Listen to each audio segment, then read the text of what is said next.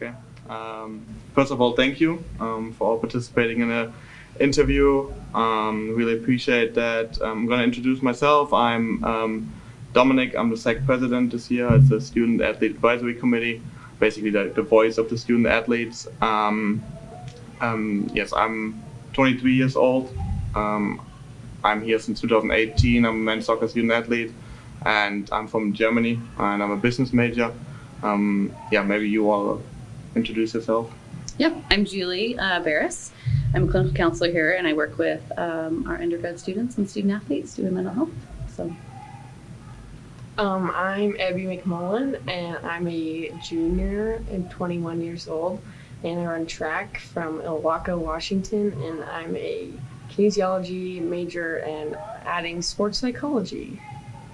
I'm Mckenzie Oakes. I'm a senior. I'm 21 years old. I play on the softball team, and I'm a social work major. Great. Right. Thank you. Yeah. Okay, so Dom, tell us why SAAC thinks that this is important to talk about mental health and what this video is about.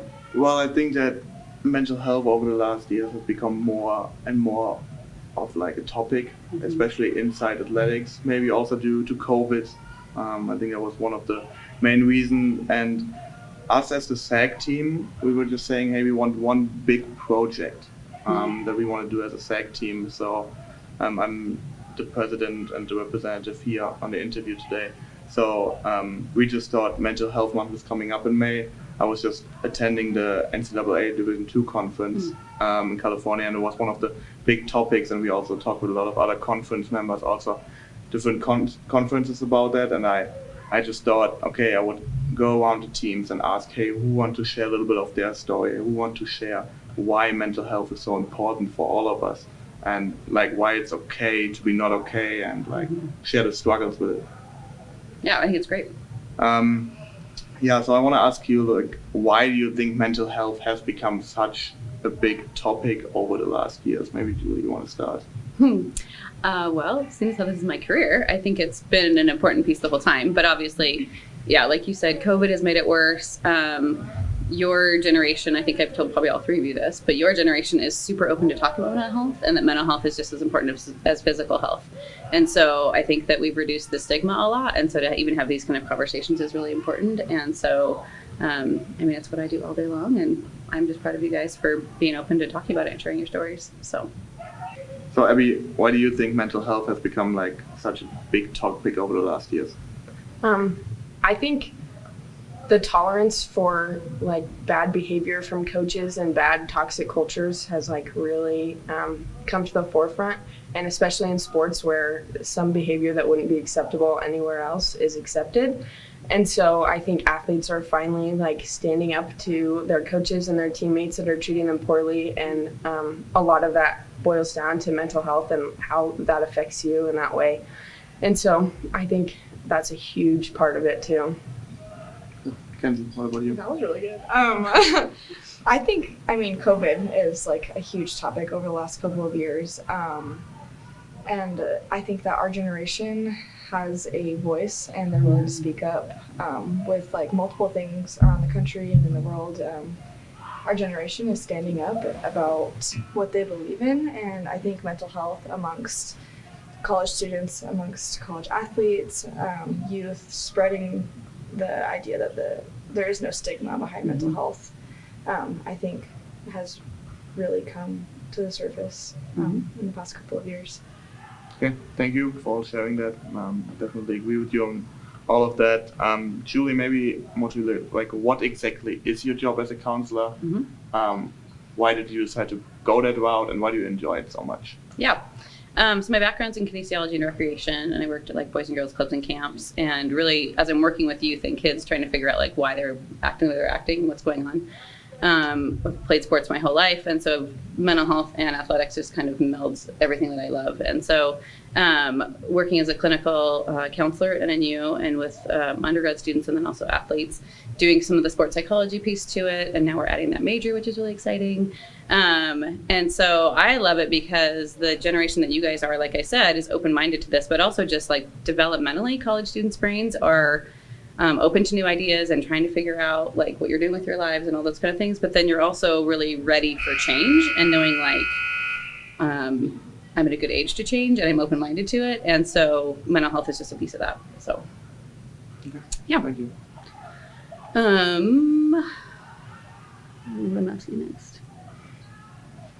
Okay. So anybody can go first. Kind of maybe share a little bit about your story with what was your struggle with mental health. Kind of, again, as broad or as detailed as you want to be. Tell us kind of where you've been and what's kind of your story. Okay, yeah, I can start. That's fine. I guess for me it all started like when COVID really hit like the first time, because it was like the week where, I mean, I'm not from the US, so it's kind of harder to get home. Right. So I remember just in March 2020, like I had a week to like book flights home, and it was like kind of difficult because obviously everybody wanted to go home. Then like visa issues came, and that was the first time where I felt like different pressure that I've like not felt in sports before, like just as an athlete. And I think the first time I really realized that I really struggle with mental health, so there was back in 2020 as well. I think in December. So I just began selling my ex-girlfriend now, but so it was all like kind of new, and then I had to go home for 6 weeks, like right at Thanksgiving, just to spend Christmas at home. And I thought, okay, I would enjoy it. Everything was kind of open here, but in Germany, like complete lockdown. Couldn't go to the gym, couldn't go to any restaurant. So basically, was just at home. So it was great to see my family and everything, but it was mainly like, okay, I couldn't do anything, and I was just depressed basically at home. So then I came here. We had like a situation with the coach who was not here anymore. We have a new coach now. So over my 4 years here, I had 3 head coaches and 4 assistant coaches, where I was like, okay, yeah, that's a lot, but I wasn't like complaining about playing time too much. I was more like, okay, it's really difficult to like build a relationship with the coach, because the first one that recruited me left after half a year. It was sad for me because I had a very good relationship with him, and like when a new coach comes in, you don't really know like how he thinks about you. Right.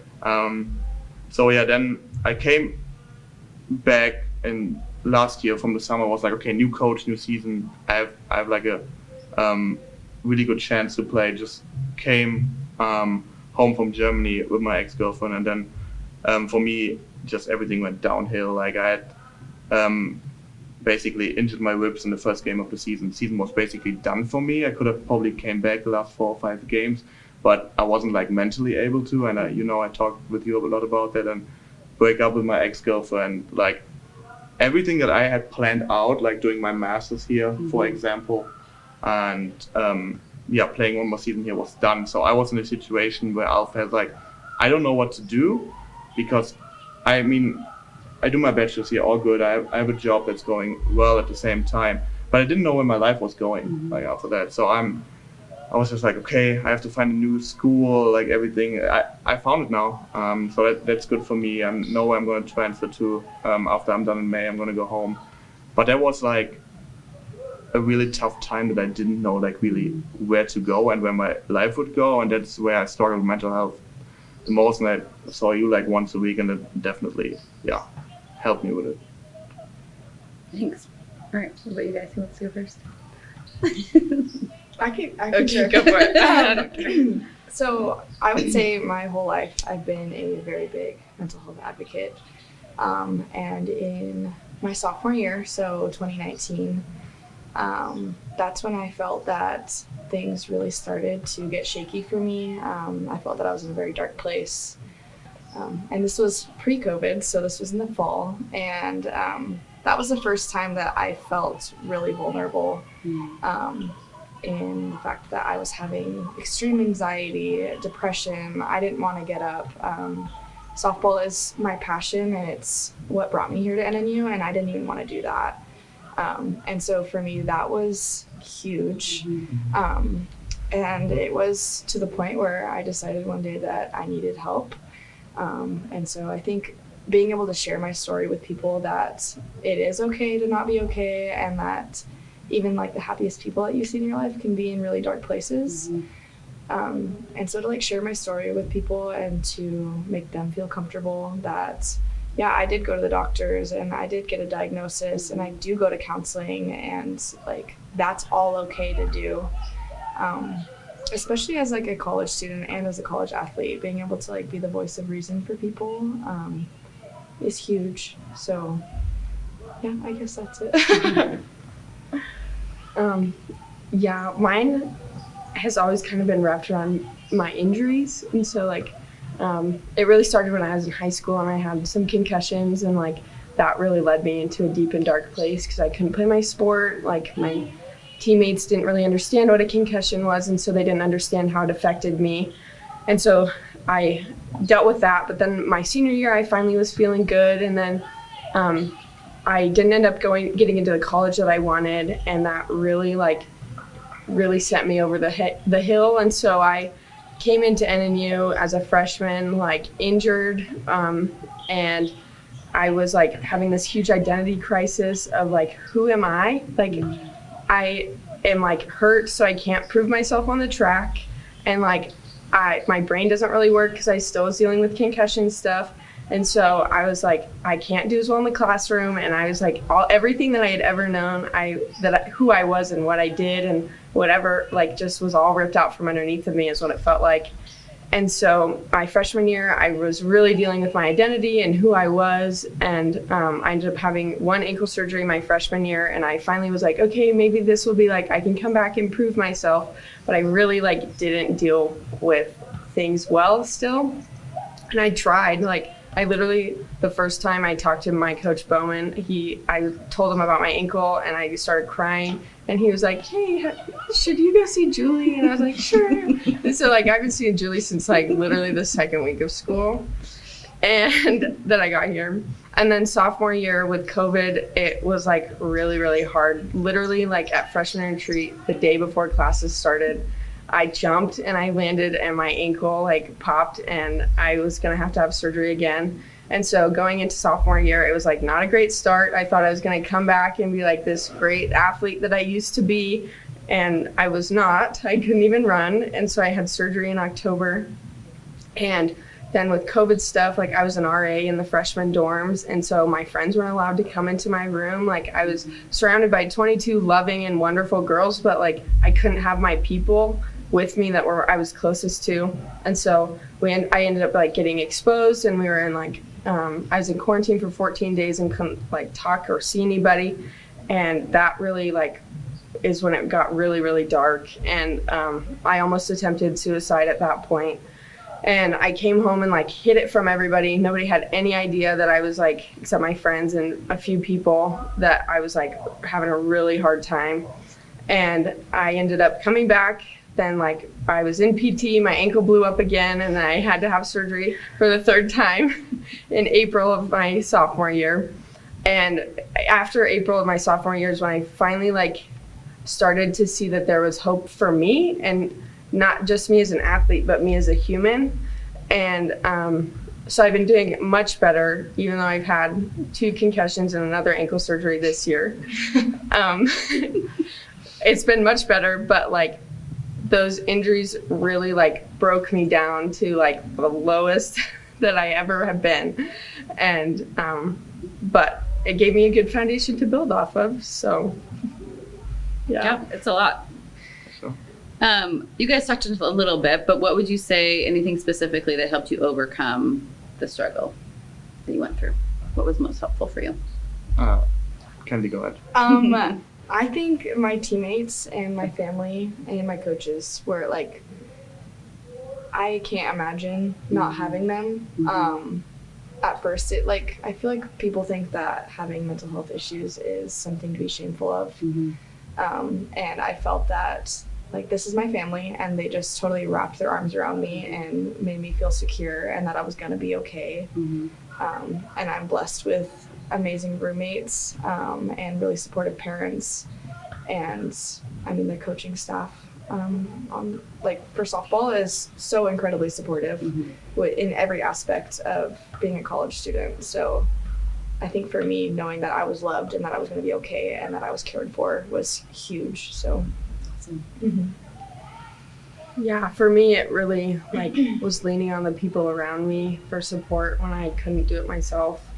And so, like, one big, huge thing that helped at the beginning of this year was I sat down with Julie and Coach Bowman, and I told Coach Bowman, like, everything that I was dealing with.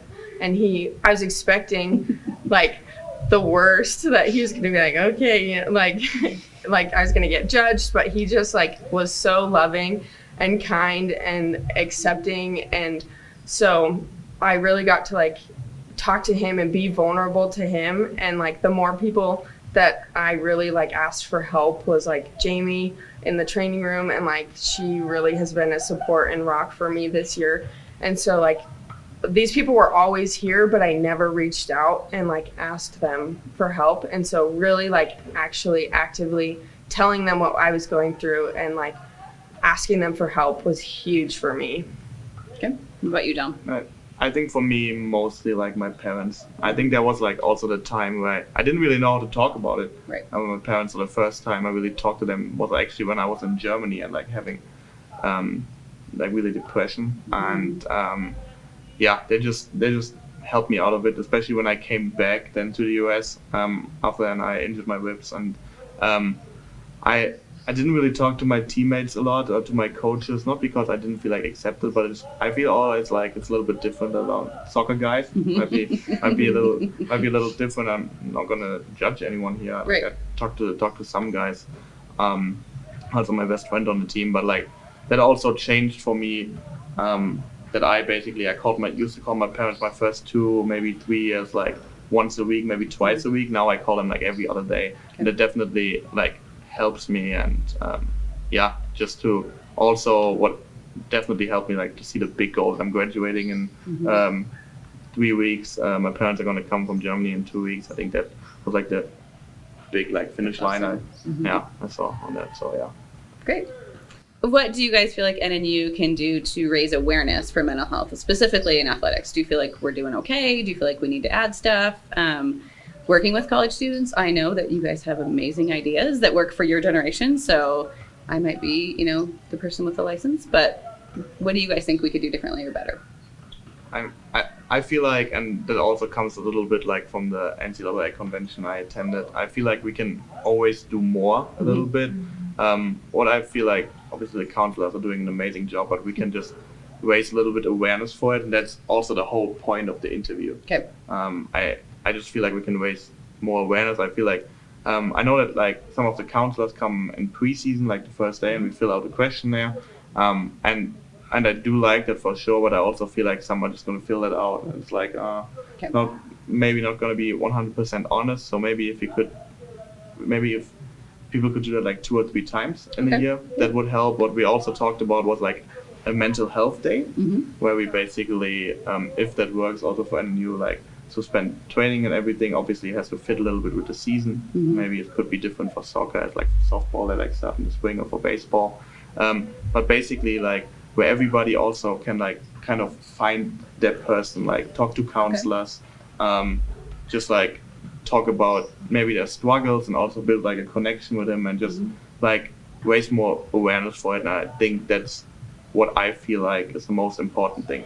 I feel like we have resources, but people need to know about it a little bit more. And kind of throughout the year more too. Yeah, for sure, that we not only once a year, but especially once a year. Like when I go into preseason, everything is fine.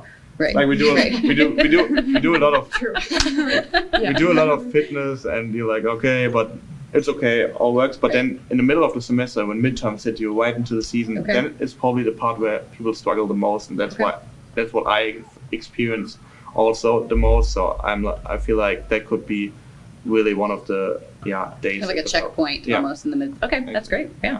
What do you guys think? Anything you'd add? I think. I think like the resources on campus are like a great option, but I know that some people don't feel comfortable with people that are around them that know these deep stories. So maybe offering resources off campus, and then maybe just because people don't know about it, but having that for them.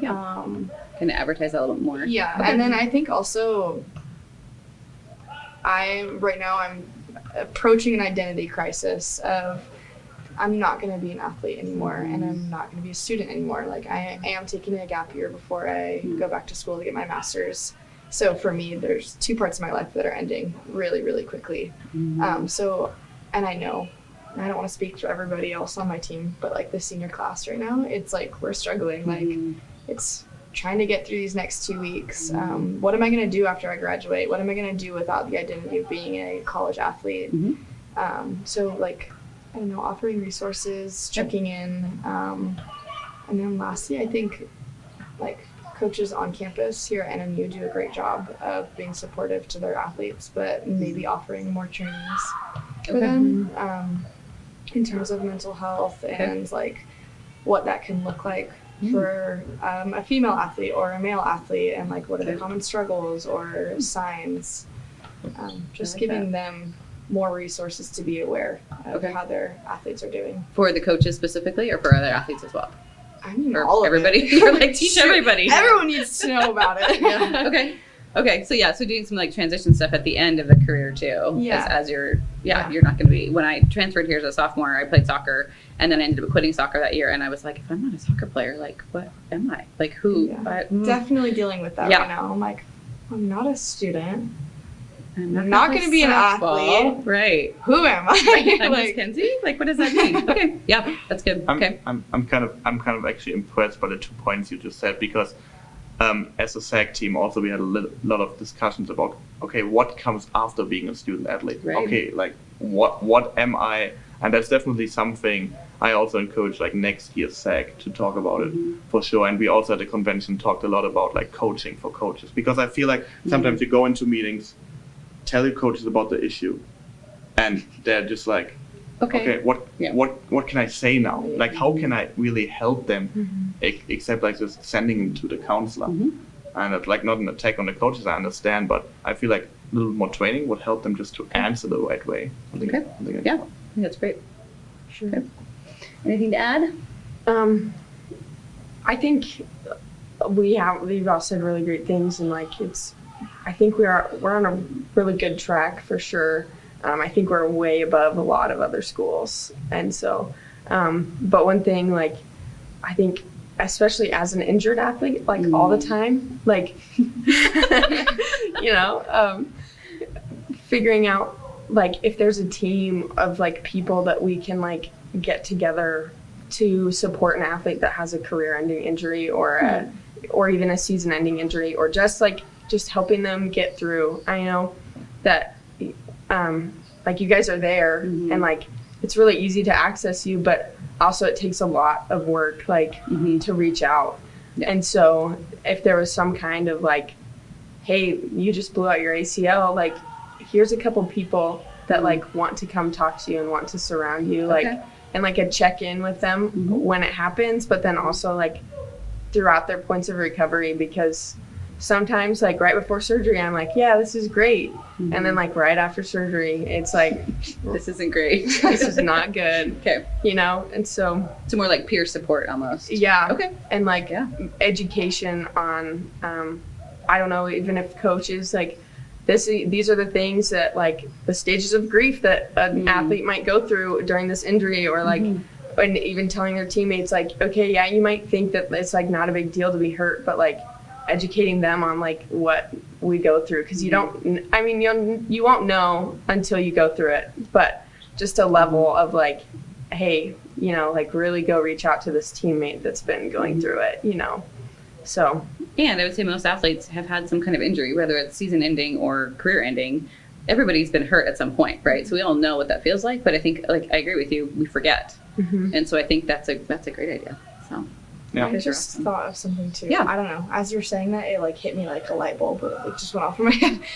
Like maybe in like the future, like appointing like a mental health advocate on each team that meets like twice a month or once a month. To talk about like common struggles of like a college athlete, I think could be really beneficial, because sometimes it's like you think you're the only one going through it, and then maybe it's like you meet with other people and you're like, no, I totally get what you mean. Right, like, yep, me too.